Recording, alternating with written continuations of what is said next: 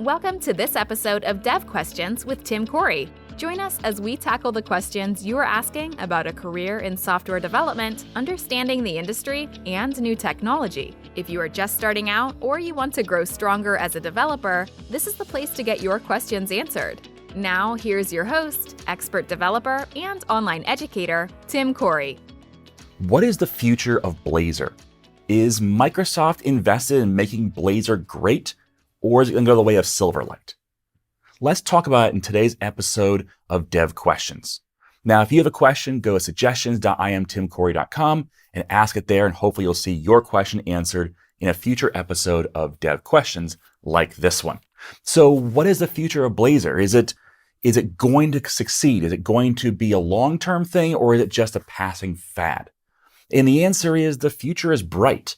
And the second question is, Microsoft invested in making Blazor great? Absolutely. In fact, if you look at the upcoming .NET release, .NET 8, you'll see that a lot of the changes that have been reported, that have been talked about, that are already in the pre-versions, the testing versions, a lot of those changes have to do with Blazor. In fact, there's a lot of really cool new things coming into Blazor. So let's talk more about that, because why is this the thing that Microsoft is going all in on? Why is this the thing that the technology that Microsoft says, hey, this is the way to go, especially since you might not be seeing Blazor as much in the industry as, let's say, MVC, which is much more common. So let's talk first about why is it that Blazor is not everywhere and just, throughout the entire marketplace? Well, the reason for that is because of time. Yes, Blazor's been around for a while. Blazor Server came out with .NET Core 3.1, I believe. So it's been around for .NET 5, .NET 6, .NET 7. That's 3 full years, almost 4 full years. And now we're hitting our 5th year with .NET 8 and a lot more changes. So there's a lot of history here, but at the same time, there's something where companies, even 5 years, that's enough time to get started and get some momentum. And we do see a lot of companies using Blazor. But at the same time, there's companies with 20 and 30 years in a software product, and they don't just change overnight. So don't expect to see, don't expect to judge whether or not their market share is large or is growing, or if they're investing in it based upon just what jobs you might find in the industry right now, or the percentage of jobs, because that will grow over time, but it's definitely a lag measure, something that happens after the fact. So Blazor, if we look at the metrics, the people who are using it, the amount of interest, the amount of people that are saying, yes, I want more of this, yes, I want to start using this, that has gone up tremendously. And Microsoft is saying, this is something that people are asking for, therefore, this is what we're investing in. So let's talk more about Blazor. So every tool has a purpose, and not every tool fits a job. So let's understand what the benefits of Blazor are, so we can look at a future of Blazor and see, where does it fit and what tool is this? Because it's not going to be an everything tool necessarily, although it's getting larger and larger in that category, because Blazor is becoming less and less about a specific project and more about an ecosystem. So let's talk about Blazor. So the goal with Blazor is to have rich client-side interactivity powered by C#. And that's both Blazor Server and Blazor WebAssembly have the idea of running your web app on the client and giving that rich client-side interactivity that you might normally associate with Angular or React or Vue or something like that, a JavaScript framework. But it's a C# powered framework. So you can use the same C# code you're writing your data access with and your business logic. You can use that same code to then write your UI with and have that same interactivity.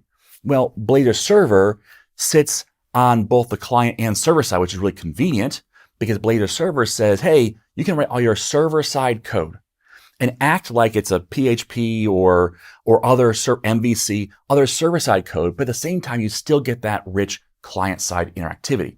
And of course, it does that using SignalR to communicate between the two. So you can write code that directly talks to a database, and it's okay, it's safe. So that's Blazor Server. And then Blazor WebAssembly says, hey, you might want to have an offline app or a progressive web app or a fully client-side application for, maybe it makes your site more responsive that way. Whatever the case may be, that's Blazor WebAssembly, and it runs fully on the client side, and yet you can still use full C# to do that. So that's what we have now is Blazor Server and Blazor WebAssembly, or at least we did. And then .NET MAUI said, hey, you know what? We could do web apps and desktop apps, mobile apps and desktop apps if we use some of that same Blazor Server code or Blazor code. So they created Blazor Hybrid, which you can use with MAUI to create native desktop apps that run in a web view, but it runs all locally. It doesn't go to the server to get anything. It runs all locally. And you can use that same code that you would use in a Blazor server or a Blazor WebAssembly, but now in a mobile client or a desktop app. So there's a lot of different options we have right now. They all interact well with JavaScript, so you can use JavaScript as well. You don't have to say just C#. You can say C# and JavaScript. They fit together. But now let's look at what's coming with .NET 8 to see kind of Microsoft's vision for where Blazor is going to go. Because that's important to understand when you're talking about, okay, these tools are great. I think I want to use one of those, but where's it going? Because if it's going to go a dead end, I don't want that. And if it's going to a place I don't want to go, okay, change and do something else. But if it's going to a great place, I kind of want to be on that train. And so let's talk about .NET 8. .NET 8 has a few different things into it. And really what they did was they sat down and they dreamed up what could he possibly do with Blazor. One of the things they're going to offer is, this is all pre-release stuff, so things may change as they get close to production.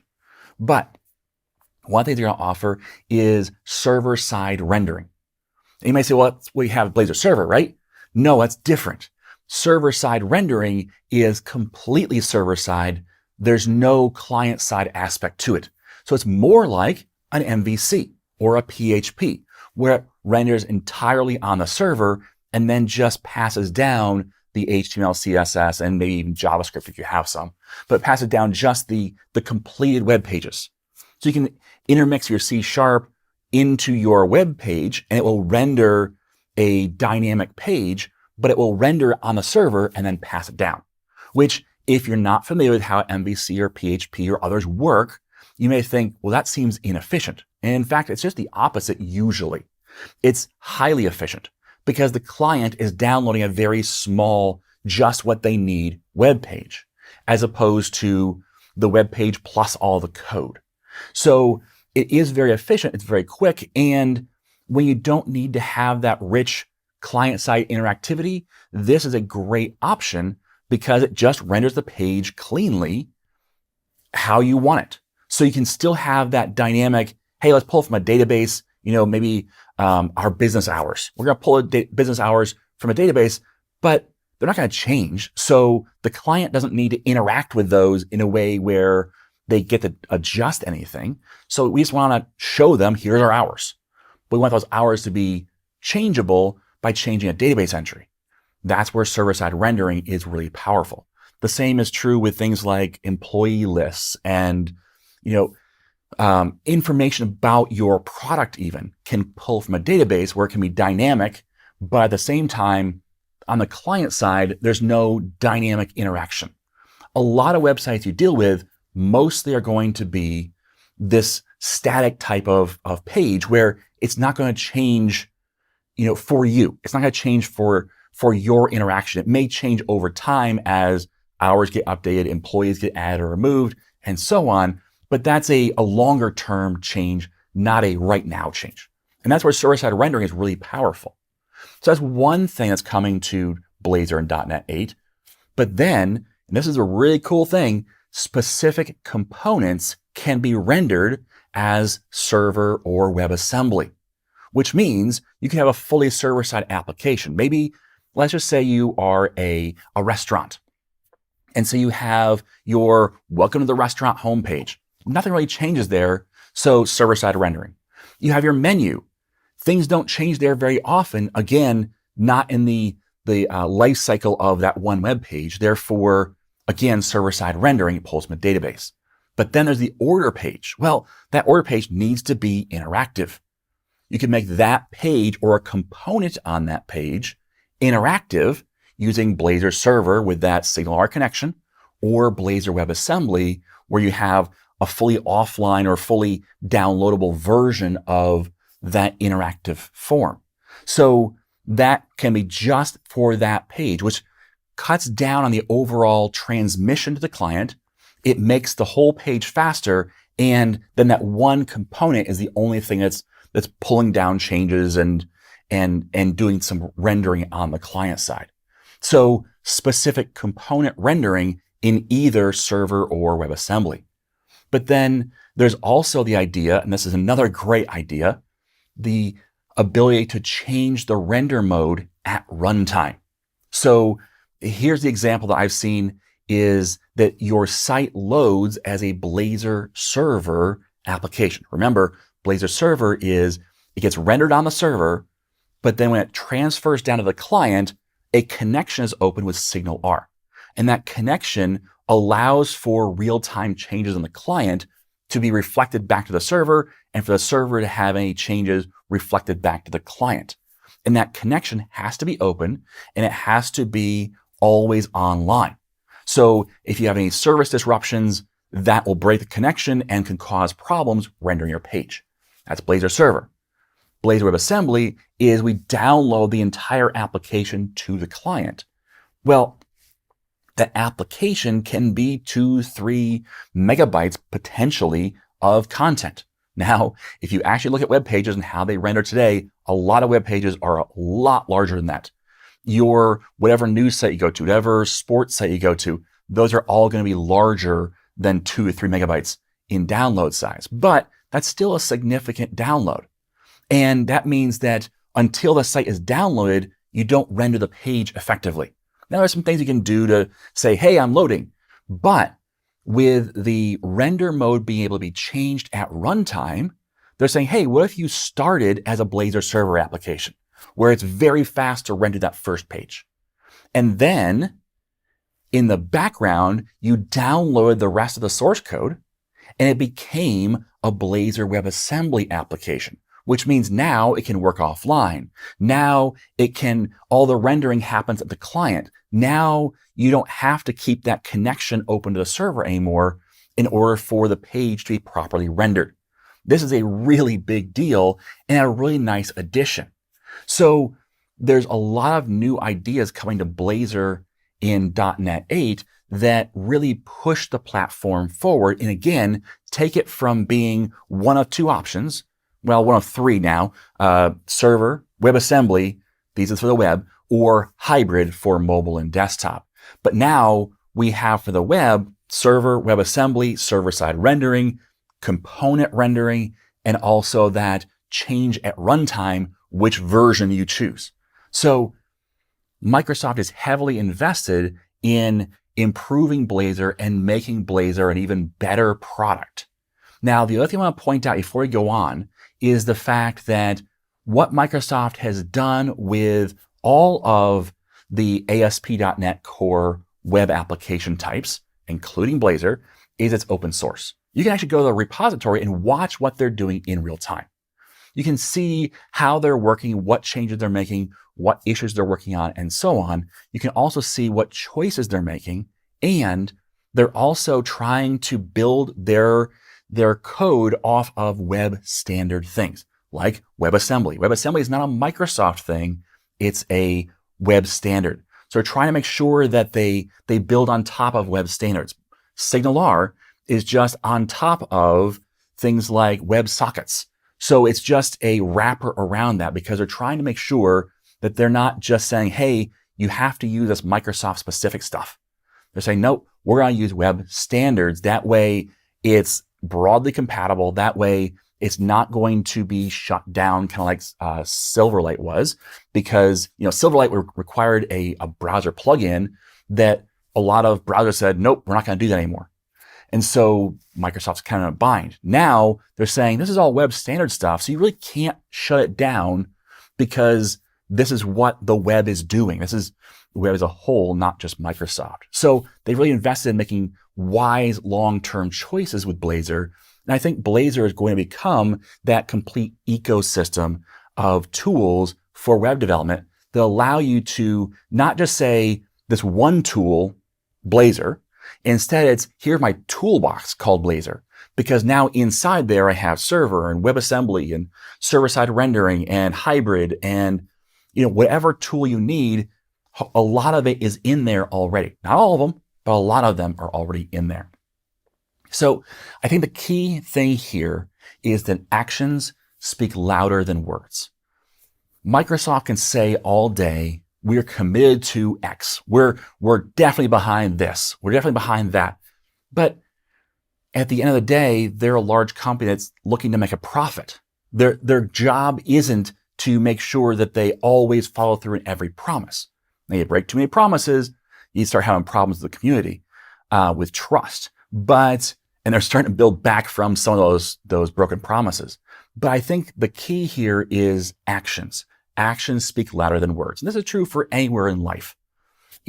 When you hear a person making claims, look at what they're actually doing, because what they do really shows what they mean or what they're really meaning when they say something. So Microsoft, it has made a big commitment to Blazor, and they're continuing to put more into it. So let's talk why. Why is Microsoft saying Blazor is the thing? Well, the first one is people are wanting rich web interactivity. The days of having static rendered sites that get pushed down to the client and they're just, anytime you post a form, it goes back to the server and then brings a new page down and re-renders everything. Those days are long behind us for the standard. Yes, pages still do it. But as far as the norm for web interactivity, people want that rich interactivity that they are expecting from websites now. And so this is one of those things that provides that. This is the one thing that Microsoft does on the web that is that rich interactivity. MVC is completely server-side. API is just API. It's not even for necessarily user interaction. And then Razor Pages, still server-side rendering. That's all it is. So what else is there for that rich interactivity? Well, that's the Blazor suite. Okay, so people want that, and Microsoft has that. And so what people want is what Microsoft is giving them. The other thing is people are already using C#. And this is a key point and something that people often miss. They say, well, I have no knowledge of anything.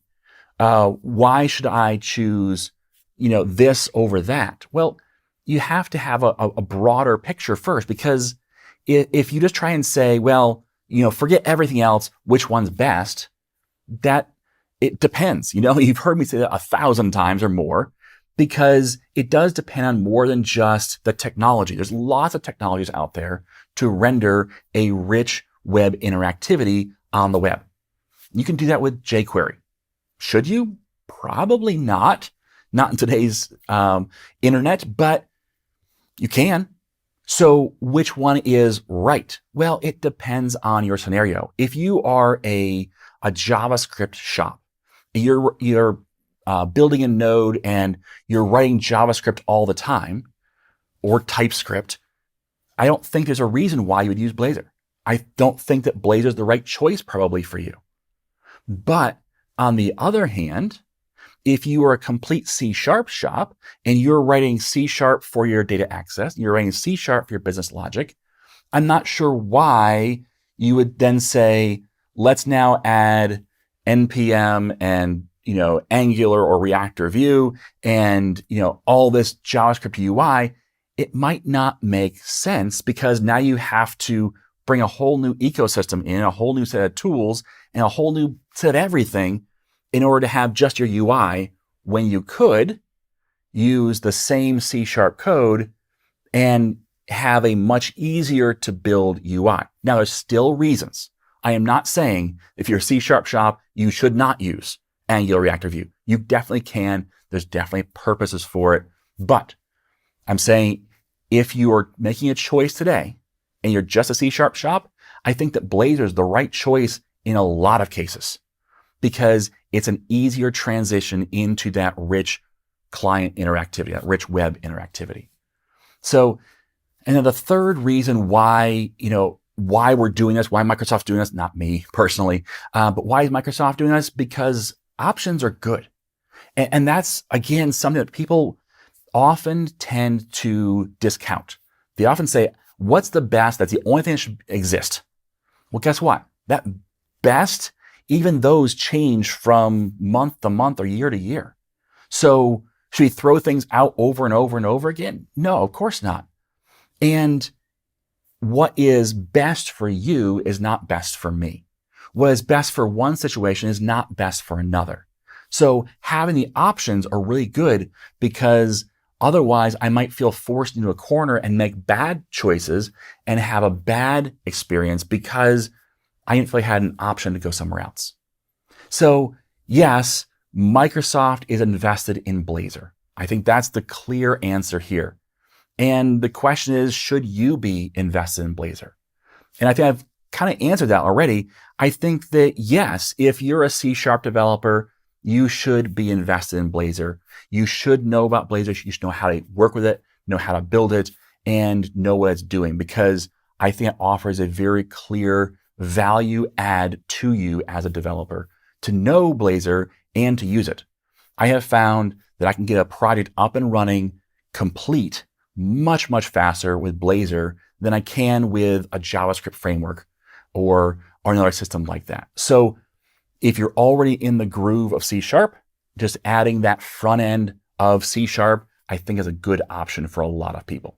So that's my answer to the question. I hope that answered your questions. If you have more questions, don't forget to go to the suggestion site. Otherwise, thanks for listening. And as always, I am Tim Corey.